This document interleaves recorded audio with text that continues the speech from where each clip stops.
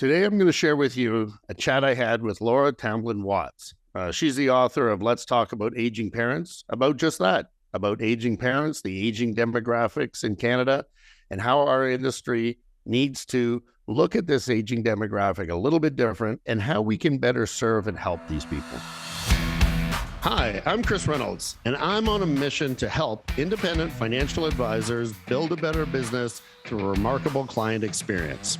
In this podcast, you're going to learn how to do that from my conversations with the visionaries, the leaders, the independent advisors who are reshaping the future of the financial advice industry.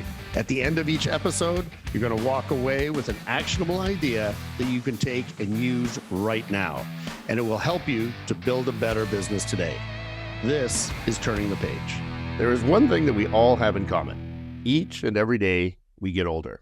In fact, just recently, I was watching this CTV news story, and they had a guy on there, Doug Norris, and he said, rapid growth is expected among Canada's senior population. I think we all know this in the coming years, but it's one of the most significant demographic trends in the whole country's history.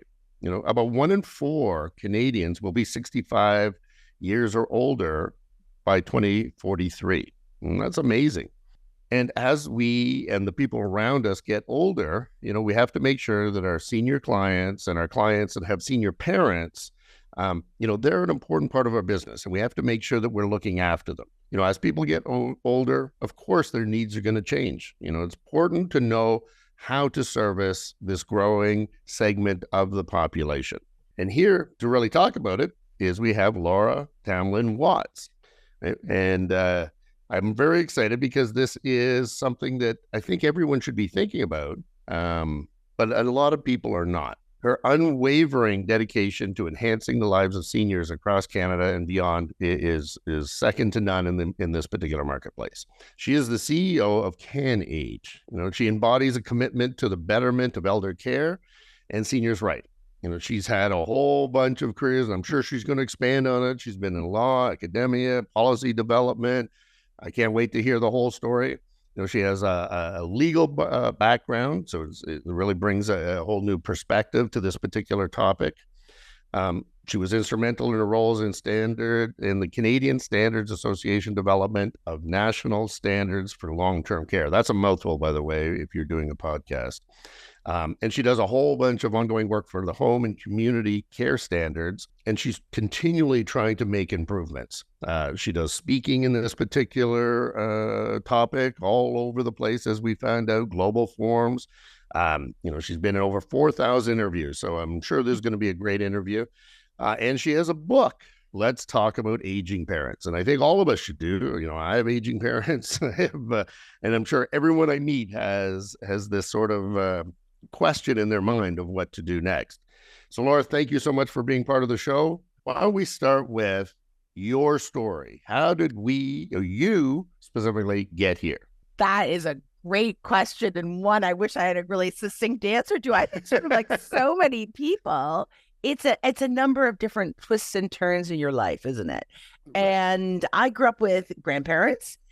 I grew up with my great aunt and great uncles. I had about 6 older adults in my life that we were kind of responsible for, whether or not they thought we were responsible for them. We certainly thought we were. And I mean, that's not such an unusual story, is it? And I think if you have older adults in your life and that's part of your regular kind of daily, weekly regime, it's not such a strange thing. But we often now don't have those intergenerational relationships in quite the same way. Right. I always did social justice work. So, there's always someone out there to kind of crusade for. And I remember when I started realizing how bad things were for older people. Like I remember kind of thinking to myself, that actually can't be real. Like 1 in 6 people will be abused and neglected. Really? 1 in 6? Yeah. That's an incredible stat. Financially, it's probably about 1 in 2. So when we are starting to think about, what matters, this is often a hidden issue. And this was a hidden issue that I really wanted to delve into. Both those statistics, one, I certainly get the financial one, being in the financial business, and we see it quite often and more often than we'd we'd certainly like to admit, but 1 in 6 from a abuse standpoint, that's crazy. So I think you're probably answering this question because, one of my questions was going to be, how do you get so passionate about, elder care, senior rights, and maybe, talk to our audience about some of the things that you have seen and some of the things that you've really advocated for. Yeah, it's like so many things. It looks fine until you lift up the rock and then you look underneath it. And I think what's happening right now is with our demographic shift, and actually April marked Canada becoming a UN super aging country. 1 in 5 people right now are over the age of 65. So we've just met that threshold. You're saying we're on our way to 1 in 4. We're there. And we're there. And when we think about being a super aging country, we have to ask ourselves, what are we doing with this mega trend, right? We've got, large other mega trends. We have environmental questions and climate emergencies we're dealing with. That's a mega trend. We're dealing with, shift with computerization technology. That's a mega trend. But population aging is as big a conversation point as environmental issues or other types of digitization. It's that big a deal. Right. And yet, you look around and you start thinking through that lens. What does this demographic shift mean to us? What is the longevity dividend? How are we planning in our personal lives? How are we planning in our policy lives? And you start realizing, we're not actually. I remember when this government came in, there were 5 ministries that had to deal with children and youth, and they got rid of the minister for seniors. Really? There's And another thing I didn't know. Wow. Well, we got it back after they needed to get reelected, but it's a ministry that doesn't really have any money or doesn't have any power. And yet we have more older people in Canada than people under the age of 15. And yet we look at these different lenses. When we're thinking about how we gauge market analysis, right? How we look at our consumer price index, when we look at how we calculate poverty, what you might not realize is we calculate it wrong, an old way that's based on kind of like the 1960s style of, mom and dad and the 2 little kids sitting down to breakfast together and leaving to Beaver. But that's actually not what families are. And they have nothing to do with the demographic shift. So when we're looking at even our consumer price index, our market calculations, what we think means you're poor or in need, we don't include anything that older people would need. And so there's not even medications or healthcare in there. There's not anything to do with home care. There's nothing in there to do with incontinence products. There's not medications. Like the things that older people often need are not there. If you change the MBM, the market basket analysis, to more accurately reflect longevity, 17% of Canadian seniors would be impoverished.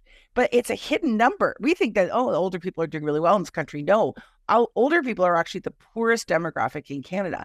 So when I'm looking at kind of what gets me going, again, if you lift up the rock and you start asking these questions, you get really upset. We're also seeing many what we would have considered middle-class secure families, right? Folks that have done okay, they've got a house, maybe they've got a little bit of debt, all right. You think that they're going to be doing fine.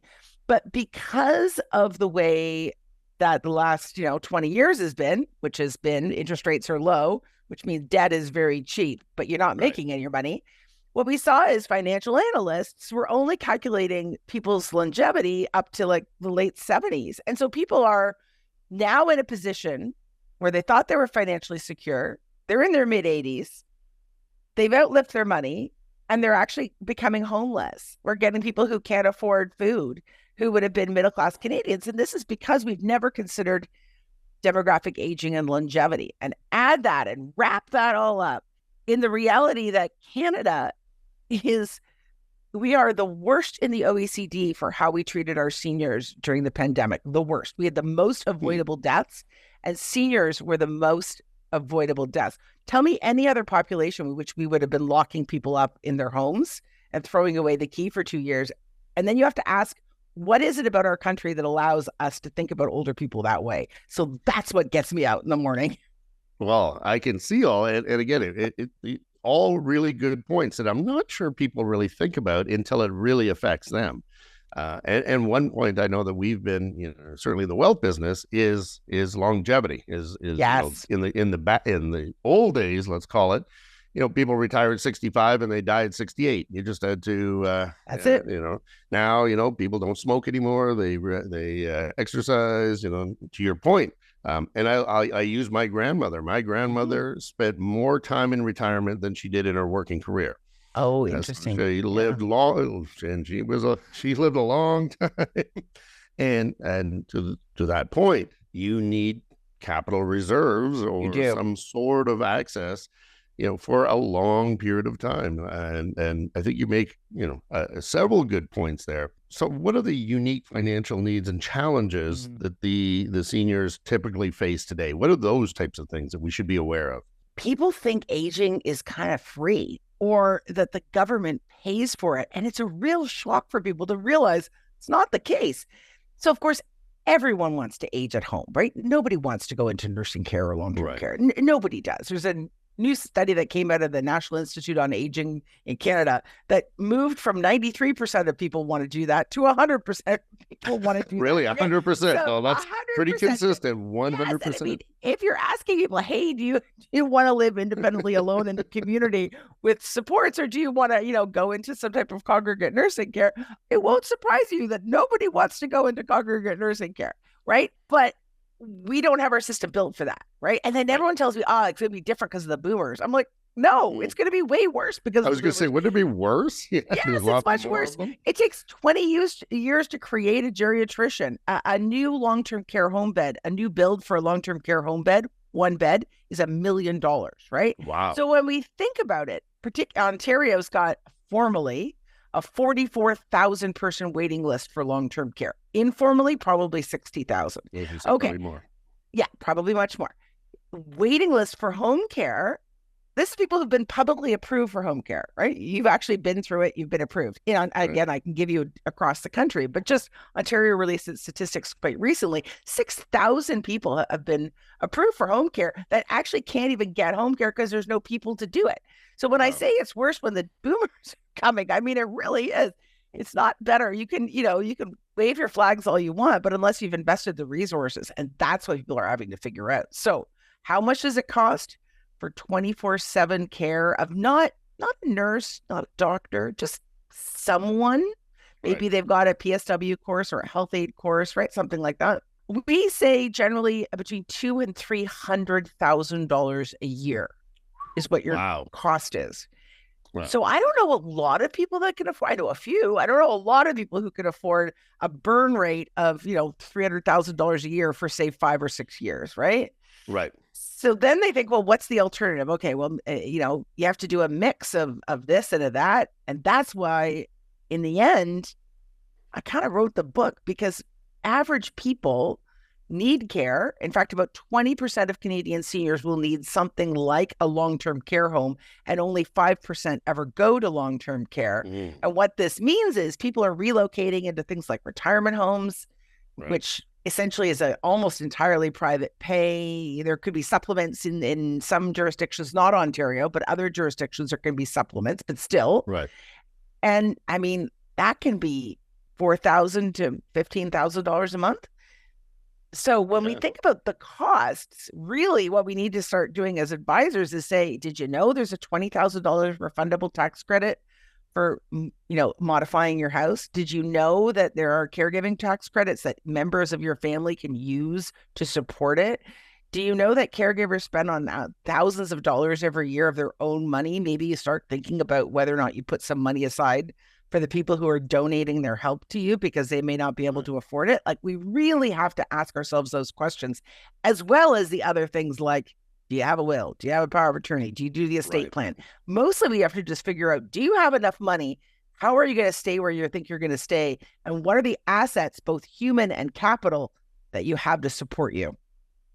Well, I think these are the key questions, and these are the things to really dig deep. And again, the role of a financial advisor should be to really dig deeply into, these things, not only for, your own situation, but your parents' situation, because I know there's a whole squeeze generation. I'm seeing it on both sides. And to your point, how many are equipped to ask those questions, but also give really sound advice along those topics? And that's why I think this is great. What you're doing is fantastic. Writing books about it, speaking about it, being accessible so that people can really understand, because I don't think people really appreciate the impact that's going to have. And to your point, our clients would be, the demographic. It would be the boomers. Absolutely. People. And as much as it seems like they have, large sums of capital and their real estate is appreciated, the numbers you're throwing around, $300,000 a year is what CEOs make. And exactly. That might be 3 times what they actually made in their actual career. So you need a big capital reserve to make all this stuff happen.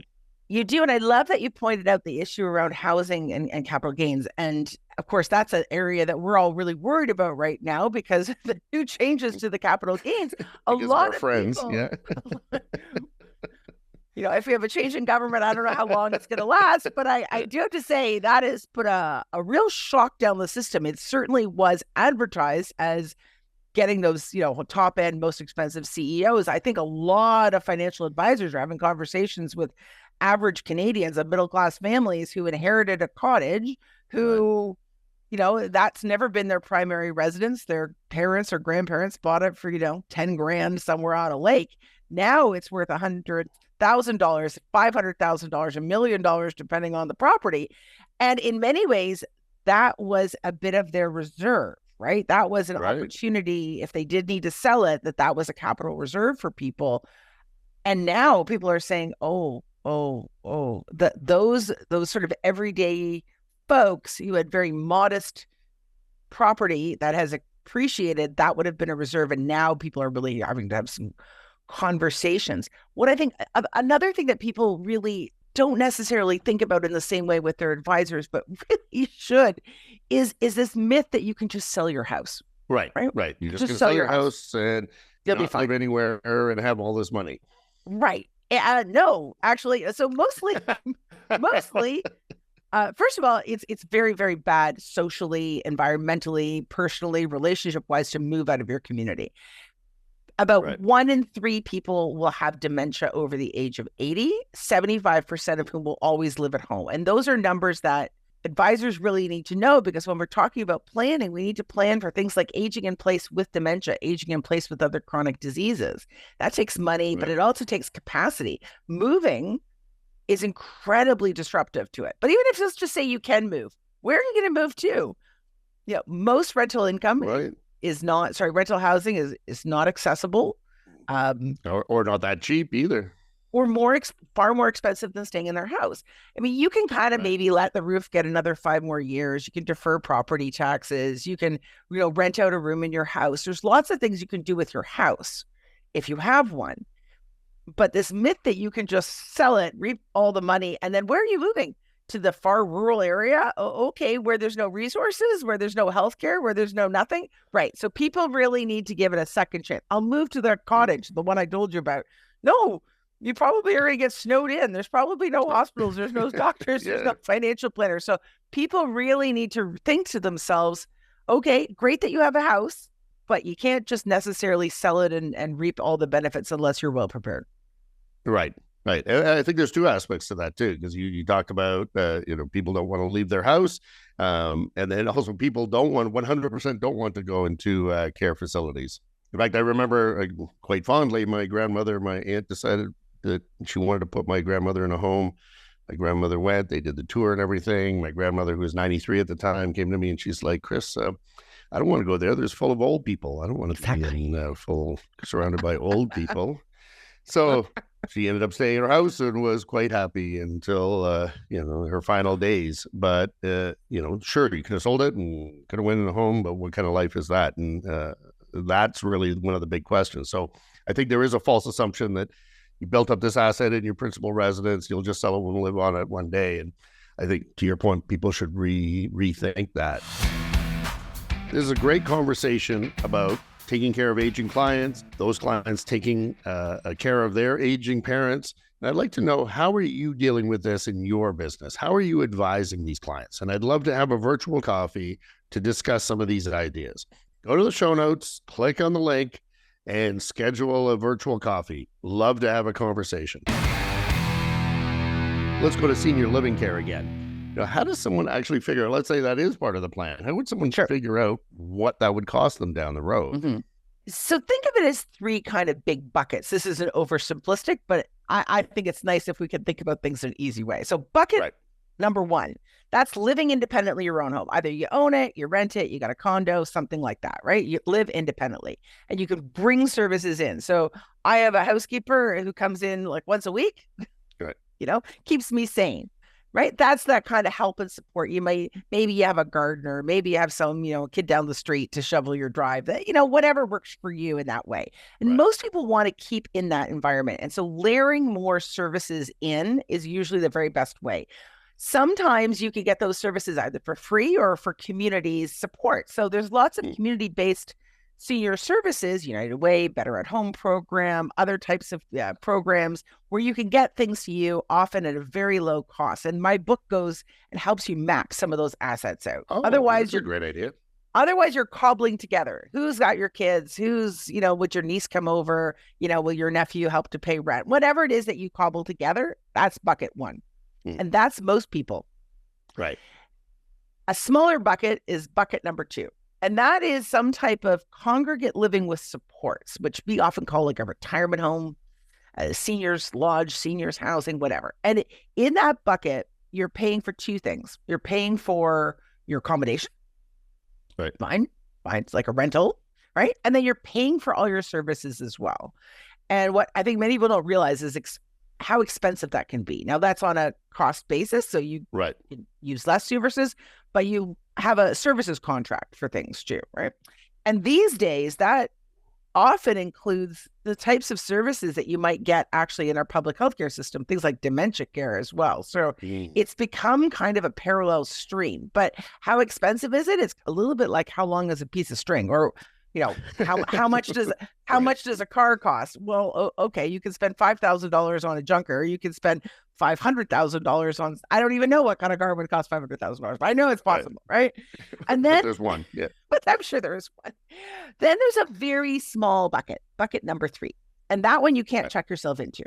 Okay, that is our publicly funded long-term care system, and the difference there is bucket one, ownership or rental, right? Bucket two is going to be a rental with services contract, right? Right. Bucket number three is not accommodation, it's health. And that's what we would call our long-term care or nursing care. So you have to go get qualified, someone from your health authority, or if you're in Ontario, health team or whatever it is you call in your area across this country. Usually it's a regional health authority. Someone is in charge of assessing you to see if you have high enough need to go into our healthcare system. And that's how you get into long-term care. These days, how hard is it to get long-term care? Really hard.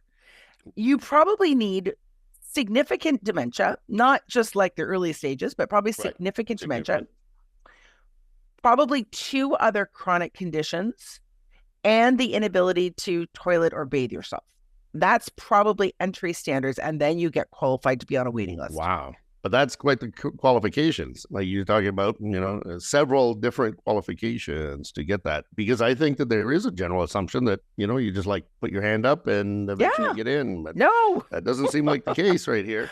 People say, well, how can I solve this problem with money? I'm like, I don't know, but let me know. If you have lots of money, you can get 24-hour nursing care at your own home. Again, if you're going to hire an RN or something, you're looking at $500,000 a year. I've only ever met a couple families where that was really possible for. Right. What I would say is there's also things like hospice and palliative care, which folks may know of. Palliative care you can get at home. That's a kind of help and service that comes to you often. Or there could be units in hospitals, or there could be a hospice, which is a place that you can go to in your if you are end of life. But that's not really a place you check yourself into. That's a refuge. That's a place you were sent to. Yeah, you want to get into it. And then the hospital system, of course, is where people end up. That's the problem, right? No one wants to be stuck in hospital, and the problem is about.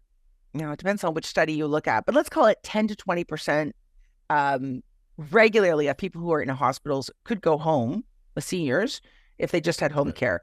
And if you look at long-term care, a goodly chunk of people who are in long-term care could probably go home if we had adequate home care as well. But good point. but we don't. But we don't, right? So we really have to think about it, how we together are going to solve some of these problems at a practical level. And that's what the book's about. Wow. This is great. So I have another topic, which I hear a lot, is snowbirds. People who leave Canada, they want to live outside the country. You know, I do. Everybody does. Absolutely. Especially the winter months. February. You know, how does that work? How does splitting your time between that, those two things, how does that change things up for people? Because I know Chris, quite a lot are moving that direction. Absolutely. Chris, I love that you brought that up. And I'm going to add snowbirds, and I'm going to put kind of quasi-expats in the other category as well. Because we have lots of people who break on that 6 month a year, kind of one way or the other. And they want to know, well, I've been living in Portugal with the golden visa, or I've been living in Costa Rica, but now my health isn't so good. Maybe I need to repatriate. So that's another kind of subgroup. So the first thing I'm going to say, I'm going to put a lawyer hat on for a second. Right. If you own property in another jurisdiction, you should probably have powers of attorney that are for that jurisdiction. You may even need, in some cases, a will for that jurisdiction. Really, you're going to talk to a proper lawyer who does these types of things to make sure your estate plan is set up. Or alternatively, you may want to think about putting some things into a trust and making it easier. But if you own property or spend a significant amount of time there, and I'm talking like a couple months a year is good enough for you to worry about, you should probably have planning documents there. That's especially true if it's not, Ontario to Nova Scotia, if it's not, Alberta to Tofino, but that's even hard enough. But if it's, Florida, Arizona, Hawaii, Costa Rica, Belize, Merida, Mexico, places where people go, I really, really want you to make sure that you have the right legal documents. You may need them in each jurisdiction. Number 2, check your insurance. One of the biggest things that people don't realize is that there are often insurance cutoffs or limitations at certain random ages. It's not all about health. Right. Yes, that's a very important topic. That's something to really check in. Really check it. It's really interesting. And I say that in the nicest possible way. Let's just say that you are 64 and 364 days. You might be covered. Right. And the day you turn 65 or 70 or 72, you may lose coverage or have it vastly reduced. So you really need to make sure you don't just get the regular good old-fashioned trip insurance. You really have to make sure that you've got an insurance package. And I would offer that there's a lot of snowbird-specific products out there, and that may be the right thing for you. The next thing and last thing I think I would probably say is, besides just qualifying, making sure that you're not outside of the country for too long, make sure that you have communities where you are. Social integration is one of the most important things that you can do. So my husband actually called me today. I think he's giving a presentation, and like so many of us with threads of it, he sent me a note that says, "Tell me about loneliness." And I thought, like, what? What are you How would I know? Am I supposed to know about this? Anyway, he said, I want to talk about loneliness and within his business. And he's right, because loneliness is a healthcare epidemic. And I relate it back to things like snowbirds, because one of the things that people really love about being snowbirds is they often have communities they go to. Right. And I'll even just say, when I say snowbirds, I do mean also across this country as well as in the US, but it's more profound perhaps if you're thinking across US borders or international borders. And losing those connections and communities is really difficult. And that often relates to other things like, I don't want to give up my driver's license. Why? Well, because I'm going to go down to Florida and I need my car in Florida, right? As soon as I don't have my driver's license, I can't go to the cottage. Right. It means I can't go to the cabin, right? I can't go to the camp. And so when we think about these things, it's also because that's where their network of friends is. Every year they get together and they have a clubhouse and they've got a place they go to, or the cottage has got, all kinds of families. So when we think about these things, it's really important for folks who are helping to support, capital markets conversations, about other things, to think about what is behind those assets and behind those choices. Right. It's often social connection. It's often relationships. And it often means that people are willing to continue to do things that are quite risky in order to keep that. Also, February in Canada is pretty miserable, so lots of us want to go. It also may mean things like actually, a lot of people will go to places, and Mexico is a good example, where lots of older Canadians will go because they can afford that 24/7 care, or they can afford PSW or healthcare aids in Costa Rica, Belize, wherever it is they go, at a much cheaper rate. So lots of folks will say, I can't get the home care I need in the winter. In the summer, I don't need it so much. Kids are around, I'm at the cottage. But in the winter, I really need that help. So I'm going to go to, Puerto Vallarta. I'm going to go to Cancun. I'm going to go to Merida and hire someone to live in with me 24/7. And I could do it at a fraction of the cost. And you know what? They're right. They're right. And we know many, many, many people who are in that position, or at least now starting to set themselves up to that position. So I think that's also a positive thing, and an area we can guide them. So this has been great. So I don't know if you know the show, but now it's time. I always do what they call the rapid fire. Yes. I'm going to ask you 3 questions, and the first thing that pops into your mind. The first one, but I think I can probably answer it for you. I always ask, what are you most passionate about? Anti-ageism. Ageism is the most prevalent form of discrimination in the world. It outranks racism, gender, sex, every other form of discrimination. Canada ran its statistics. We found that 56% of Canadians are profoundly ageist. Wow. Almost 60%. Yeah. Crazy. And the more intersection we are, i.e. you're an older person who's a woman, who is a racialized person, the more excluded you get. If we looked at the kind of ageism that we accept in our communities, it's staggering. And if you don't believe me, go into your local store, buy a card, and look at something with a 5 or a 0 and it says happy birthday associated. Then look at the joke that's in there, and then tell me if you think it would be funny if it was for a disabled person or a Black person or a gay person. You know what? That's a great perspective. I had never even thought of it in that manner. So yes, that absolutely, that would be offensive. That's crazy. All right, number 2. What is your most memorable client interaction? In other words, somebody who has maybe listened to you or you've had involvement with, and you will remember it forever. It set my whole career on the notice. So I'm going to call this person Mrs. Jones, obviously not her name. I was a very young lawyer, what we call a baby lawyer. I was, like 2 years into my practice, right? I was a small child wet behind the ears. And I had this incredible woman, Mrs. Jones. This is in Vancouver. And she came to me, and she was, I thought she was ancient. She was probably 80. Right now, I think she's a young person. But in my mind, I thought she was 80 really seemed old, yeah. Exactly. And she came in, and she was so angry and upset. And she showed me her documents. And to make a long story short, her son was financially abusing her, and actually was also threatening her and using undue influence, trying to sign her up for loans and guarantees, etc.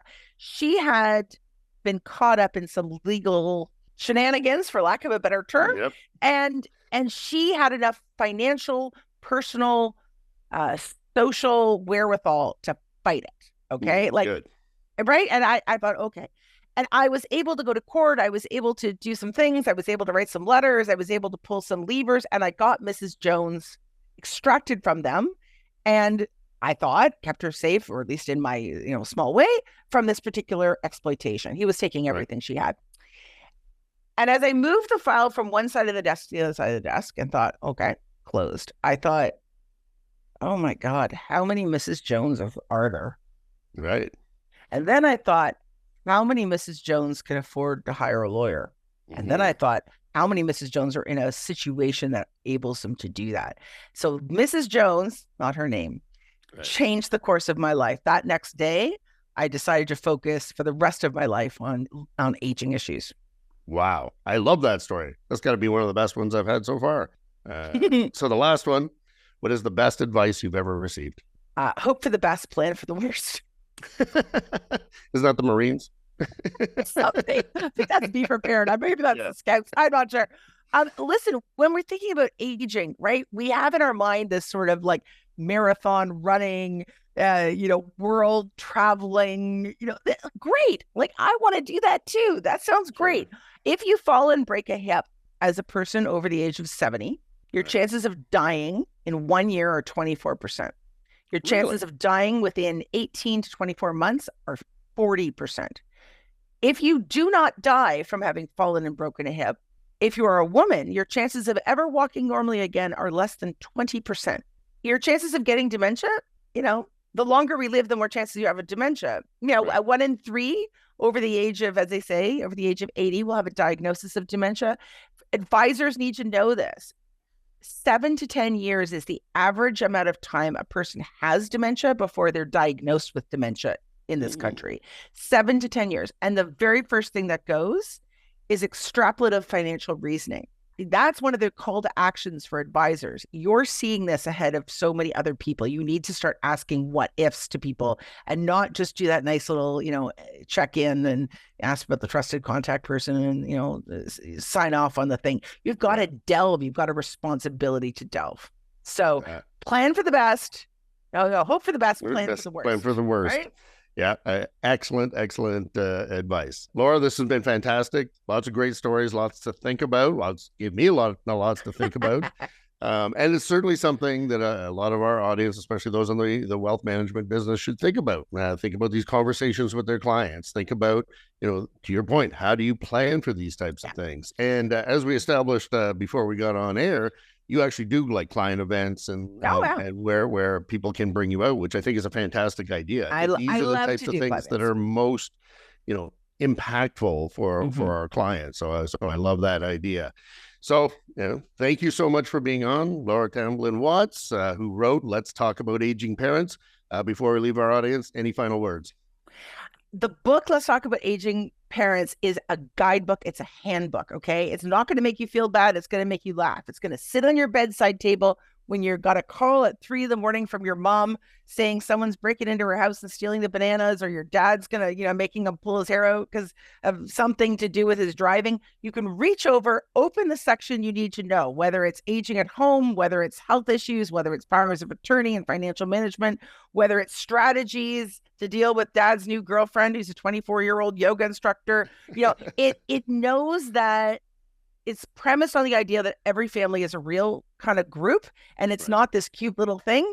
We are all made up of, a variety of different kinds of relationships and different kinds of people. The book is going to help you like a guidebook, like a handbook. And I'm hoping it's the kind of thing that you keep in your pocket. So when you're about to pull your hair out, you can read the chapter instead. I like that. And it's good to know that I don't have the only dysfunctional family in Canada, but it's also a good idea. I'm going to suggest to people buy this book and start giving it out to your clients, especially as you start having these conversations. This is a great, to your point, a guidebook that people can utilize and then have, some more serious talks about some of the areas that you cover. Advisors are on the whole are buying these things in bulk, and I'm really glad and giving it to them because they're not social workers, they're not counselors, they're not therapists. They shouldn't be doing that job. So if you give the book, and actually people give them out to all their siblings too, then you can call them up and say, okay, chapter 9, okay, we got to do that thing. How are we going to do it? And then the advisor knows how to have that conversation, but doesn't have to carry the weight of it or try to always ask what are the right questions. They can be that person who's that trusted advisor, but not trying to be a counselor or a social worker or an expert in aging. This book kind of provides that guide that everyone can work off the same song sheet for. So on that topic, where's the best way to find that book? The nice answer, you can buy it anywhere you buy your books. So it's everywhere. It's everywhere. And actually, you can, if you're in Canada, you can find the chapters Indigo or independent bookstores or anywhere else like that. Ebook, Kobo is a great place to buy it, but anywhere you buy your books. What a lot of people are doing is buying the audiobook as well, because they're driving or they're walking the dog and no one has any time, because we're no longer a sandwich generation. We are a club sandwich generation. We have 6 generations now. And in the same way that I was responsible as a young girl, at least I thought I was, for 6 older people, which it is now, right? The opposite. So every individual person is supposed to now take care. We are in the inverted, we are an hourglass, not a bulge. So it is likely that you will take care of 6 older people over the course of your life. Not 1, not 2, 6. Sobering thoughts. And actually nobody wants to help. So, the book can help you too. That's the other thing that I didn't expect. I didn't expect so many older adults to buy it for themselves as, a guidebook. The first chapter, walks you through what you need to do in your house and how expensive is it, and cheap and easy hacks like get a second handrail. If you actually have 2 handrails everywhere there used to be 1, you reduce your falls risk by 56%. So all of those hacks are in the book, right? And since I said falling is a matter of life and death, $100 at the hardware store can save you a big problem. This has been great. As I said, Laura Tamblyn Watts, author of Let's Talk About Aging Parents. Thank you very much for being on the show today. And I'm going to actually go buy the book. Take care. Thanks, everyone. Really happy. All right. Thank you. Thanks for joining me on Turning the Page. What did you learn from today's episode? If you follow me on LinkedIn, please drop me a comment there. I'd love to chat with you about it over virtual coffee. Send me a message on LinkedIn, or you can do so at our website. The link's in the show notes. I'm Chris Reynolds, and until next time.